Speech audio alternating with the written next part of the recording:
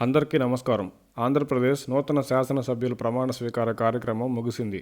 TDP senior నేత బుచ్చయ్య చౌదరి గారు pro tem స్పీకర్గా వ్యవహరించగా, శాసనసభ్యులుగా ప్రమాణ స్వీకారానికి విచ్చేసిన మాజీ సీఎం జగన్మోహన్ రెడ్డి గారు ప్రమాణం ముగియగానే అసెంబ్లీ నుంచి వెళ్లిపోయారు.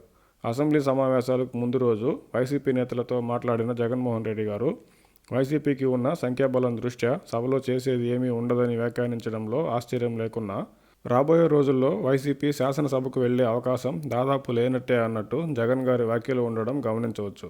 అందరూ అనుకుంటున్నట్టే మాజీ సీఎం జగన్మోహన్ రెడ్డి గారు తదుపరి సమావేశాలకు హాజరయ్యేది అనుమానమనే చెప్పాలి. తెలంగాణలో బీజేపీకి గతంలో 3, ప్రస్తుతం 8 మంది శాసనసభ సభ్యులు ఉన్నప్పటికీ శాసనసభకు వెళ్లి వారంతా ప్రజా సమస్యలపై, ప్రభుత్వ తప్పిదాలపై తమ గళాన్ని బలంగా వినిపిస్తూ ప్రజల దృష్టిని ఆకర్షిస్తున్న విషయాన్ని వైసీపీ గుర్తించాలి.